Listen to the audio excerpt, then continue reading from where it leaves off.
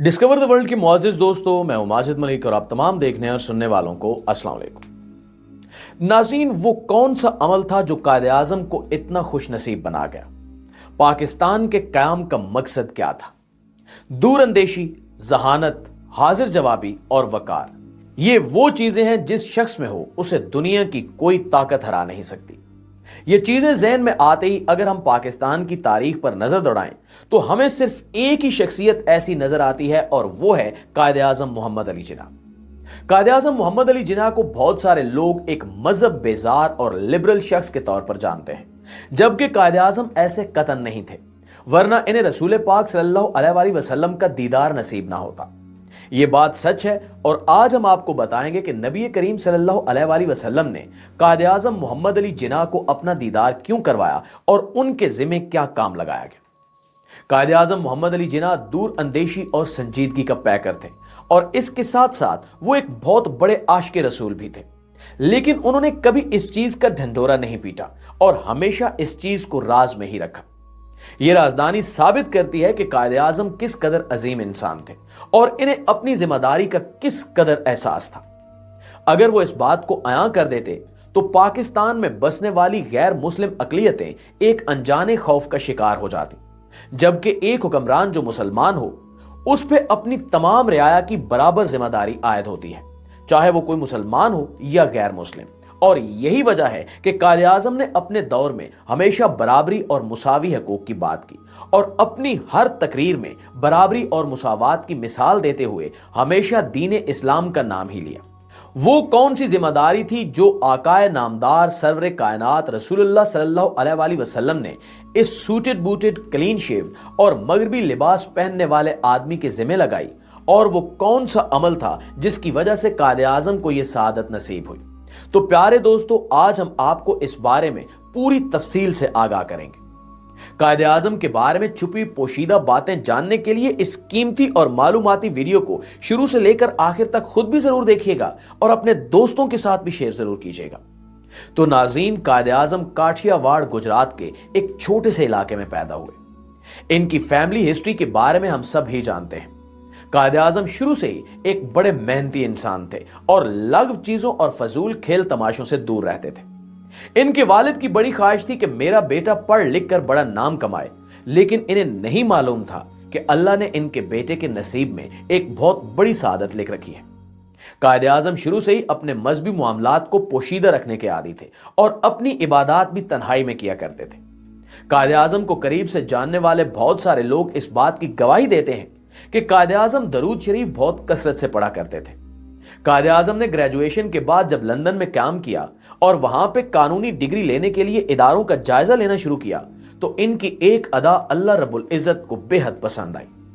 कायदे आज़म जब मुख्तलिफ इदारों का जायजा लेते हुए लिंकन इंज में पहुंचे तो उन्होंने गेट पे दुनिया के 100 अजीम तरीन कानून दानों का नाम लिखा हुआ देखा।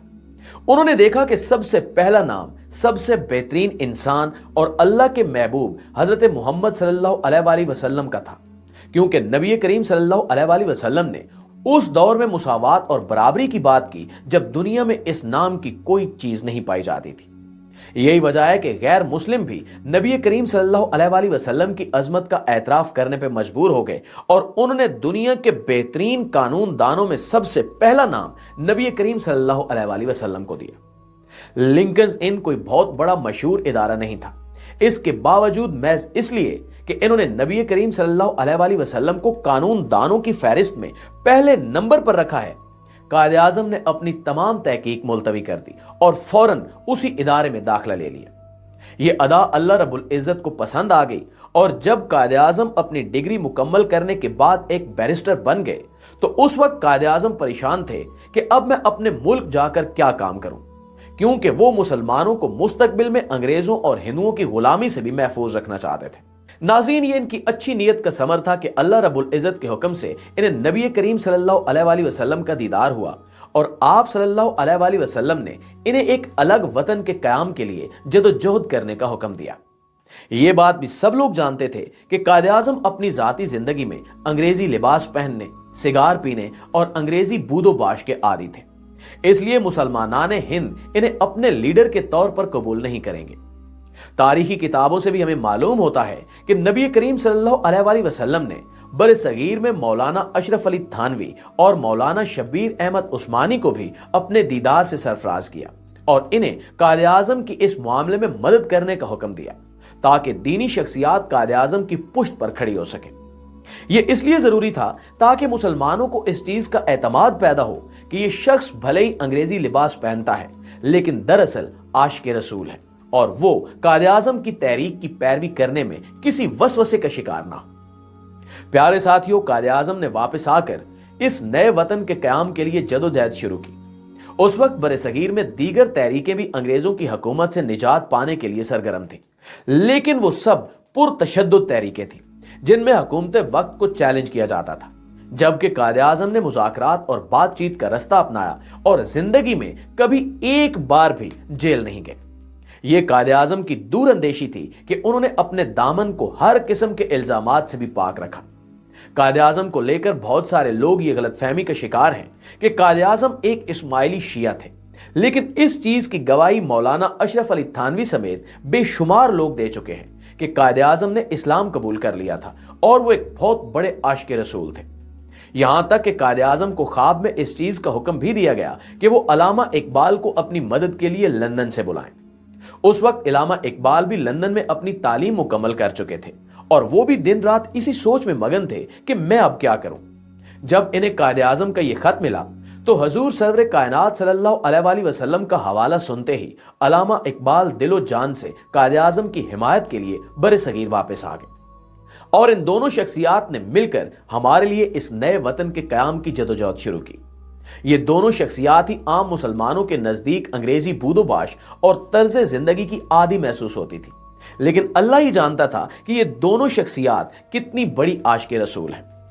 अलामा इकबाल का इश्क रसूल सल्लल्लाहु अलैहि वसल्लम और अल्लाह के लिए इनकी मोहब्बत इनकी शायरी में जा बजा नजर आती है। इन तमाम चीजों का ऐलान या एतराफ तहरीक पाकिस्तान के दौरान बल्कि अपनी जिंदगी में भी इन दोनों शख्सियात ने नहीं किया ताकि ये नुमाइश और तकब्बुर की बीमारी से दूर रह सके। ये दोनों शख्सियात ही अपनी अपनी जगह पे बेहद आजिज और अल्लाह के दीन के लिए मेहनत करने वाली शख्सियात थी। यही वजह है कि अल्लाह रब्बुल इज्जत की हिमायत और नुसरत इनके साथ रही और वो इस बड़े इम्तिहान में कामयाब हो गए। नाज़रीन, अलामा मोहम्मद इकबाल तो 1938 में ही वफात पा गए, जबकि कायदे आजम इनके 10 साल बाद 1948 में अल्लाह रब्बुल इज्जत के हुजूर चले गए। इनकी वफात के बाद जब इन दोनों शख्सियात की जाती जिंदगी से मुतल्लिक तफसीलात मंजरेआम पर आईं और वो खुतूत बरामद हुए जो इन दोनों शख्सियात ने एक दूसरे को लिखे थे, तब अवाम को इल्म हुआ कि इन दोनों अशखास को यह बड़ी जिम्मेदारी दरअसल अल्लाह के हुक्म से नबी करीम सल्लल्लाहु अलैहि वसल्लम ने सौंपी थी और इसीलिए ये इसमें कामयाब भी हुए। पाकिस्तान का कयाम अल्लाह रब्बुल इज्जत की मर्जी और मंशा के मुताबिक हुआ और इसीलिए अल्लाह रब्बुल इज्जत ने इन दो बेहतरीन और काबिल लोगों को इस काम के लिए चुन लिया। कायदे आजम ने पाकिस्तान बनने के बाद अपने अमल से साबित किया कि एक हुक्मरान के लिए उसकी सारी रियाया मजहब की तखसीस के बगैर बराबर हुकूक रखती है और हुक्मरान बनने के बाद वो दीन को बतौर जबर नाफिज नहीं किया करता। इस मामले में कायदे आजम ने शरीयत मुहम्मदी की मुकम्मल पैरवी करके आने वाले हुक्मरानों के लिए एक बेहतरीन सबक छोड़ा कि पाकिस्तान को चलाने का क्या तरीक़ाकार होगा। वो तमाम लोग जो कायदे आजम को एक सेकुलर, लिबरल और मजहब बेजार शख्स समझते हैं, वो इन तमाम चीजों से वाकिफ हैं, मगर सिर्फ मगरबी ताकतों को खुश करने के लिए पाकिस्तान के कयाम में ये आम जिम्मेदारी अदा करने वाली शख्सियात के किरदार को मसख करने से बाज नहीं आते। ये लोग ऐसा सिर्फ इसलिए करते हैं कि अल्लाह के नाम पर बनने वाले इस मुल्क को वो मगरबी ताकतों के इशारे पर चलाने में कामयाब हो सके। जो मुल्क अल्लाह के नाम पे बना हो उसे अल्लाह रब्बुल इज्जत कभी भी जाया नहीं होने देगा और इंशाअल्लाह ताला वतन अजीज पाकिस्तान अपनी आवाम समेत तमाम आजमाइशों से गुजरकर जल्द ही अक़वाम आलम में एक बेहतरीन मकाम हासिल कर लेगा। जी तो मुअज़्ज़िज़ दोस्तों, ये थी हमारी आज की वीडियो और इस हवाले से अगर आप दोस्त को राय देना चाहते हैं तो नीचे कमेंट सेक्शन में जरूर दें। इंशाल्लाह आपसे मुलाकात होती है अगली एक बेहतरीन और मालूमाती वीडियो में। तब तक अपना ढेर सारा ख्याल रखिएगा। अल्लाह निगहबान।